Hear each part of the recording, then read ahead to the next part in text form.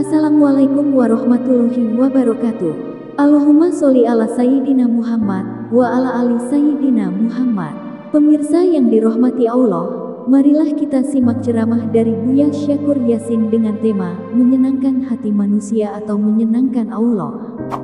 Sebelumnya marilah kita perbanyak sholawat minimal 1000 kali sehari, agar hidup kita penuh barokah dan mendapatkan syafaat kelak. Jangan lupa berikan dukungan kepada channel kami dengan memberikan super thanks seikhlasnya. Marilah kita doakan agar almarhum Buya Syakur Yasin diberikan tempat terbaik di sisi Allah Subhanahu wa Ta'ala. Amin ya Robbal Alamin. Man yu'ammiru dunya ghairihi bi kharabi akhiratihi. Ternyata ada juga orang yang memakmurkan dunia orang lain, tapi dianya sendiri menghancurkan akhiratnya sendiri kok. Iya. Kamu ingin menyenangkan orang lain, kamu mengorbankan kepentingan akhiratmu sendiri. Ya, ngasih makan anak-anak kamu dengan uang haram. Anak kamu yang gendut, kamu yang bakal dibakar di neraka nanti. Iya kan?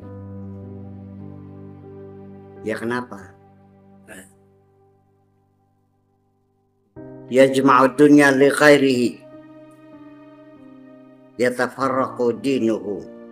Menghimpun dunia untuk orang lain, tapi agamanya berserakan. Ya. Mengumpulkan dunia untuk orang lain, bukan untuk dirimu. Harta yang kau dapatkan sekian banyak, yang menikmatinya orang lain, kamu hanya penderitaan yang kamu tanggung. Kerja kerasmu siang dan malam, keringatmu, tenagamu, pikiranmu, sakitmu, urusanmu dengan polisinya, dengan pengacaranya, dengan malingnya, dengan dokternya, kamu yang menanggung, orang lain yang menikmatinya. Goblok cerai. Betul. Kamu mobil 10, yang senang orang lain yang pakai kok. Bensinnya kamu yang bayar, supirnya kamu yang. Orang tinggal duduk manis sudah, kamu yang menanggung risikonya. Nabrak orang, kamu yang berurusan dengan kepolisian. Goblok tapi terserah kan? Ngaku baik. Tinggal ngaku ya saya goblok. Selesai kok. Nggak usah membela diri. Ya, kita bongkar semuanya.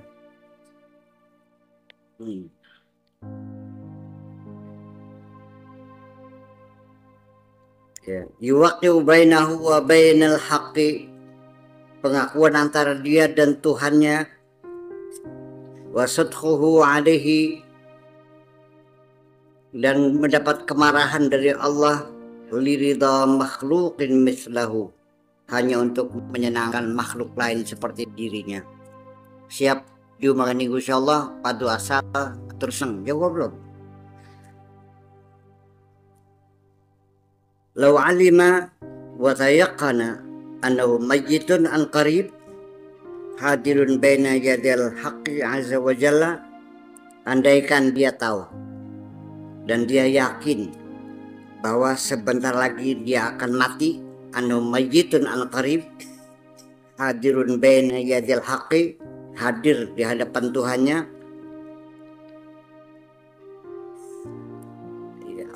wa annahu muhasabun ala jami'i tasarrufatihi, dan dia nanti akan dihisab atas segala perbuatannya.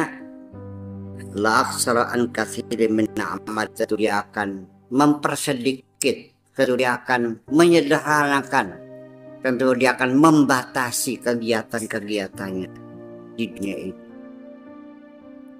Kalau tahu kamu sebentar lagi mati, masa kia nggak makayak?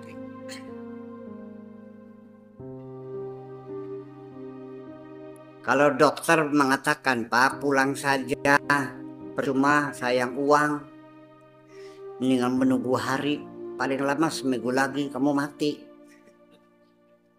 Kalau tahu seminggu lagi mati, yang beli makanya jelek. ada semangat mencari harta, nggak ada, hilang. Kenapa? Guys, daripada kamu itu menunggu dokter mengatakan sebentar lagi mati, ya kamu ciptakan saja dalam pikiranmu bahwa kamu tidak lama lagi mati. Sama aja kan?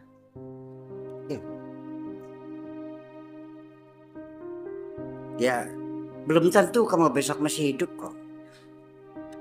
Siapa di sini sok ngacung yang yakin besok masih hidup? Enggak ada. Saya juga nggak yakin besok masih hidup kok. Wallahu a'lam. Ya, la aksara an katsirin min amalihi. Mohon dimaklumi ini bahasanya kaku banget ya. Karena yang nulis ini paling murid-muridnya ini nih. Saya bisa menulisnya lebih bagus, lebih indah. Karena saya sastrawan. Tapi saya tidak berani menghormati beliau. Jadi kita baca apa adanya aja lah. Nggak usah disalahkan ya. Itu aja. Yang penting maknanya bisa kita tangkap lah. An Luqman al-Hakim rahmatullah alaihi anhu qala libnihi. Al-Hakim filosof ya, mengatakan kepada anaknya, ya bunayya la tamrad wa la tadri kaifa tamrad. Seperti halnya kamu tidak sakit, juga kamu tidak tahu bagaimana kamu jatuh sakit.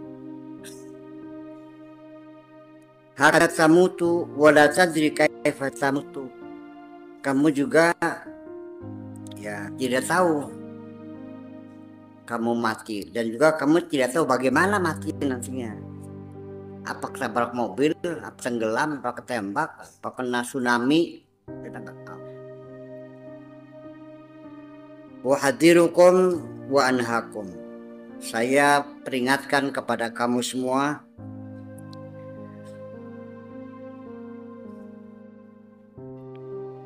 wa anhakum, dan saya juga melarang kamu semuanya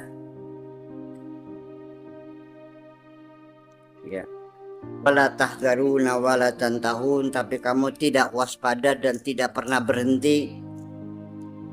Ya ghaibina anil khairi, wahai orang-orang yang absen dalam kebaikan. Artinya orang-orang yang tidak pernah melakukan kebaikan. Mas'ulina bid dunya, sibuk mencari dunia. An qaribin tasubbu alaikumud dunya yukhniqukum. Suatu ketika sebentar lagi akan datang dunia menindih kamu dan mencekik kamu. Wala yanfa'ukum ma jama'tumu, dan tidak akan memberikan manfaat kepadamu apapun yang kamu himpun itu. Bin yadiha wa ma taladzattum biha, dan kamu juga tidak bisa menikmati dunia yang kamu himpun itu. Bal yakunu jami'u dzalika wabalan 'alaikum, tapi semuanya itu akan menjadi musibah bagi kamu. Mengapa tidak? Ketika kamu miskin, setiap malam kamu bisa tidur 8 jam. Setelah kamu kaya, tidur kamu hanya 4 jam. Waktu miskin kamu masih bisa berpeluk dengan istri setiap malam. Setelah kamu kaya, Jakarta, Surabaya, Bandung, Semarang, Malaysia, berpelukan istri sebulan sekali. Goblok.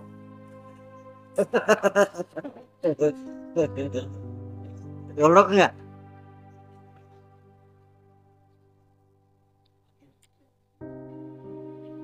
Waktu kamu miskin, makan kamu lahap, tidur lelap, ya kan?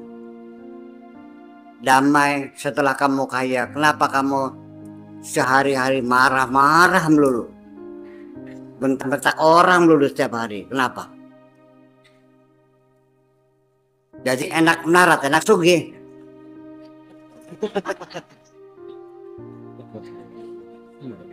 Saya tahu kamu mengerti. Saya tahu kamu mengerti, tapi kamu tidak jujur. Bukan ngerti, tapi tidak jujur gitu.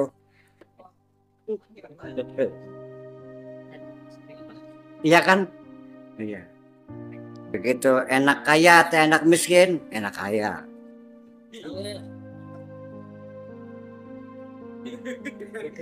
Saya terangkan susahnya orang kaya, nikmatnya orang miskin, kamu paham kan gitu. Tapi ketika saya tanya enak kaya apa enak miskin, kamu milih kaya, berarti kamu mesti jujur.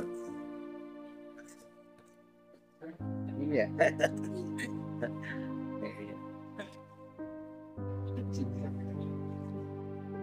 Ya itulah manusia. Ya gulam, wahai anakku, alaika bil ihmal. Kamu harus bisa menanggung beban. Harus bisa siap menghadapi segala macam kesulitan, itu ihtimal. Ya. Harus berotot kawat dan berbalung besi. Waqat aisyari, dan memutuskan hubungan dengan kejahatan. Menjauhi diri dari sifat-sifat buruk dan kejahatan. Titik.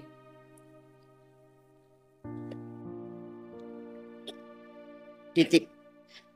Garis baru lagi, lil kalimat ya akhwat. Kalimat itu punya saudara. Kalimat itu punya family, punya keluarga, punya anak cicit.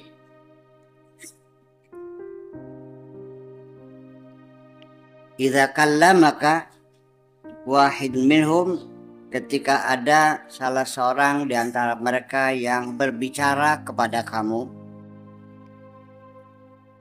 kalimatan, satu kalimat saja, cuma ajab tahu, lalu kamu jawab satu kalimat tadi,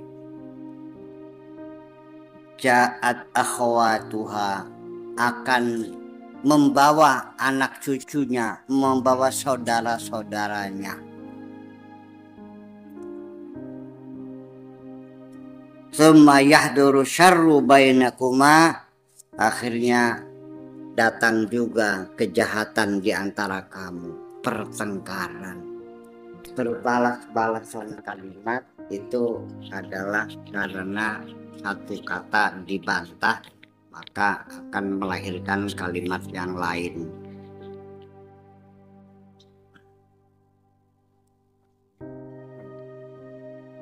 Jadi dalam hal ini seharusnya ya begini aja. Kadang-kadang sikap kita dengan berdiam diri, tidak menyahuti, membantah, itu sikap yang paling baik untuk menghinakan orang lain.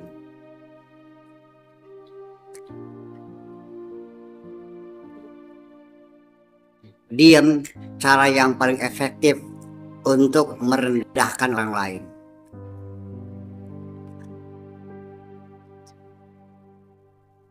Bayangkan, kamu kesel nggak ketika ngajak berdebat kepada saya dan saya tidak meladainya? Bagaimana menurut pendapat Anda? Nggak tahu. Jadi boleh nggak?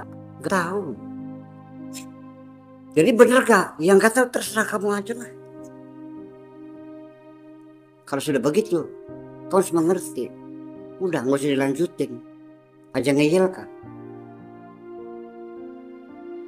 Jadi memang pada hari-hari ini kita sering dituntut untuk berdiam diri, Pak. Sebab berbantah-bantah itu akan semakin serem, semakin seru nantinya. Ya. Dan tidak akan ada habis-habisnya. Sampai tunjuk-tunjukkan, sampai geber-geber meja, betul? Daripada kamu bertengkar begitu yang ada ujung pangkalnya, tinggal pergi aja sih. Ketika ditanya, mau kemana Bung? Bilang mau berak, gitu aja selesai.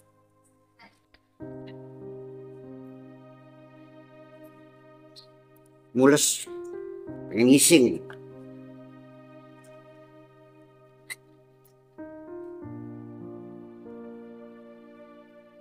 Orang lagi diajak ngobrol masih ditinggal pergi. Memangnya nggak boleh berak gitu? Memangnya sih nggak boleh? Udah aja selesai. Udah itu mah. Soalnya Kaliban tuh punya anak, punya cucu loh. Betulnya kan? Iya. Setiap argumentasi yang kamu kemukakan akan membangun argumentasi lawan. Betul?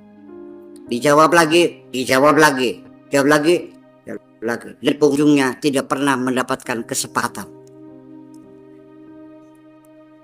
Ayo. Jadi bagi saya, namanya diskusi itu bukan untuk menyalahkan orang lain. Diskusi itu bukan untuk memaksa orang lain supaya menerima pendapat saya. Minimal untuk memperbandingkan, untuk mempertunjukkan ada dua pendapat yang berbeda. Selesai.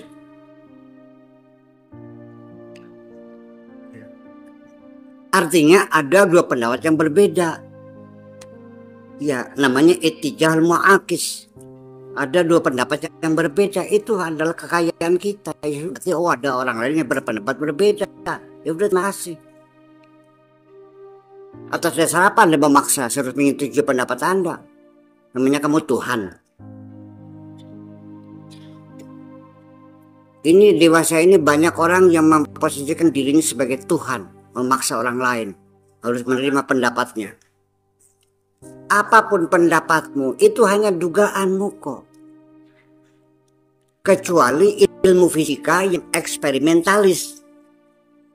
Kalau nggak percaya ya berarti goblok silakan. Paham nggak? Kalau pandangan pemikiran, pandangan masalah fikih, masalah sejarah, masalah itu masalah gimana lagi? Kecuali fisika, bahwa logam itu kalau dipanaskan dia mengembang. Belingan ya goblok sih.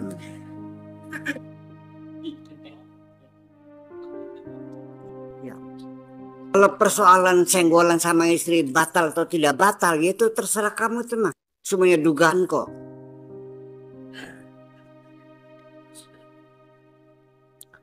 Masalah Al-Quran makhluk atau bukan makhluk itu kan dugaan masing-masing. Yang mengatakan makhluk juga tidak bisa membuktikan. Yang mengatakan bukan makhluk juga tidak bisa posisi saling bunuh-membunuh. Terlalu murah darah umat Islam ini. Tolong catat betapa terlalu murahnya darah umat Islam ini. Saling bunuh-membunuh. Hanya persoalan membedakan siapa yang berhak menjadi khalifah. Apakah Sayyidina Ali atau Abu Bakar? Sampai sekarang, sampai kini. Ya, darah berhamburan di sana, di Yaman, di Irak, di Syria. Iya. Ya udah, itu sejarah lama sudah terkubur dalam sejarah. Kita bukan orang Arab, kita orang Indonesia, jujur. Tapi saya beragama Islam. Ya kan? Silakan Anda jadi Muslim yang baik, tapi jangan mengorbankan identitasmu sebagai bangsa Indonesia. Oke?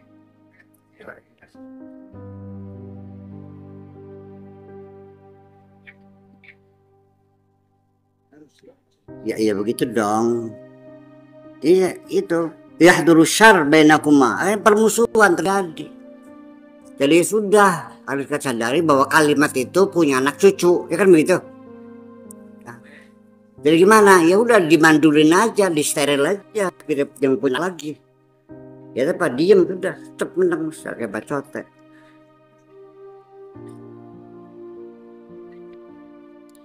Begini, dalam hidup ini, tolong kita jangan mencari perbedaan-perbedaan.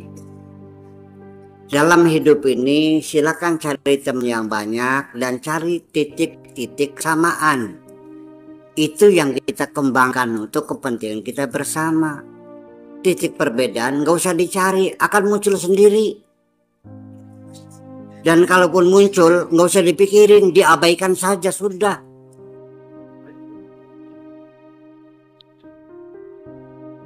Betul nggak? Ini untuk memahami bahwa kemajmukan itu, kebinekaan itu merupakan filsafat bangsa Indonesia. Lah kenapa kamu tidak paham? Kenapa tidak memberikan kesempatan adanya perbedaan? Kenapa?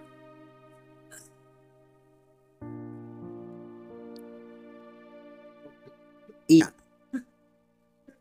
Iya. Nemen. Gitu.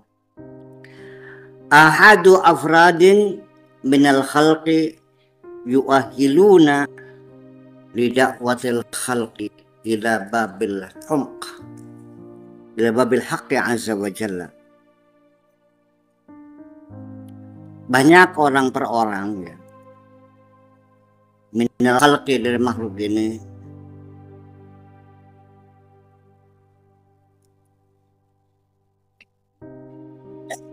ada yuahiluna lidakwatil haqqi, yang berpotensi, yang berkemampuan, yang berbakat, yang mampu untuk berdakwah kepada umat manusia, ila babil haqqi azza wa jalla, untuk diajak kepada pintu Allah supaya menjadi orang benar. Wa hum hujjatun alaihim, sebagai hujah atas mereka, sebagai bukti dan dalil. Banyak orang yang ahli berserama, berpidato, berdakwah dengan bahasa yang bagus, bahasa yang indah, yang menyejukkan, yang nyaman, yang rasional, ada. Itu sebagai bukti untuk mereka.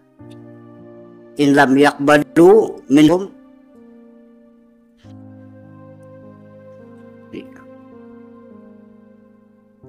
itu adalah nikmatun alal mu'minin, satu kenikmatan. Alhamdulillah ada yang tidak percaya. Nah, nikmatul alal munafiqin, sebagai nikmah, sebagai bencana bagi orang munafik. A'da'u dinillahi azza wa jalla. Jadi alhamdulillah masih ada orang yang tidak percaya, berarti tugas kita belum selesai. Kalau orang beriman semua sudah selesai. Selesai kan? Sudah, berarti pensiun kan? Mau pensiun, mau. Kalau di dunia ini sudah tidak ada yang negatif, positif semua. Sejak itu kita sudah tidak perlu berpikir kok. Ngapain? Kalau orang semua sudah baik semua, kita tidak perlu berpikir kok. Kita tidak perlu berusaha. Terus ya sudah selesai. Mau selesai, mau digulung sekalian udah apa? Mau tutup gunung atau mau lanjut nih? Kalau mau lanjut ya ada orang yang tidak percaya. Alhamdulillah.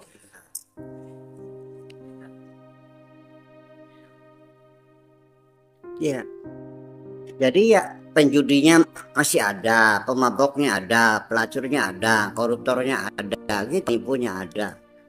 Kalau sudah habis sembahyang semua, milih tasbih semua, haji semuanya,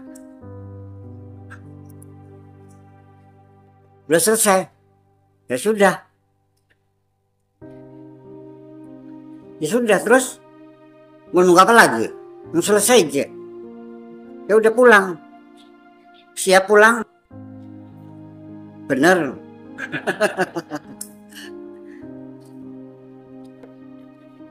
Ya, jadi kita masih paham. Tolong jangan membenci orang yang tidak percaya. Jangan menyalahkan orang yang berbeda pendapat dengan kamu. Memang kamu siapa sih?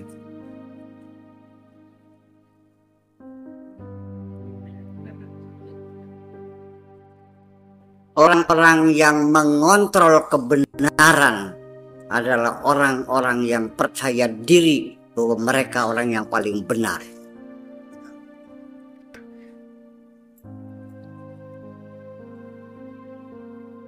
Tidak mungkin orang menyalahkan orang lain kalau dia tidak yakin bahwa dia benar. Oke? Betul ada?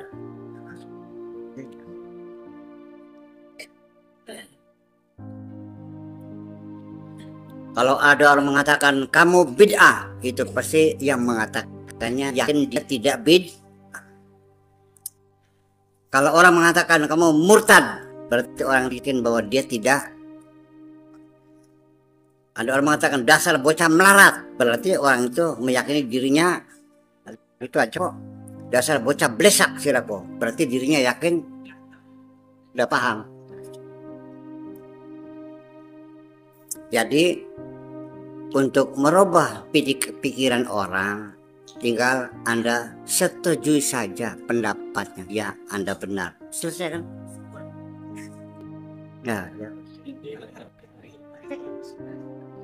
Ya benar, udah. Tapi dia belum yakin, beneran tak guyon nanti dia. Gelem kiting.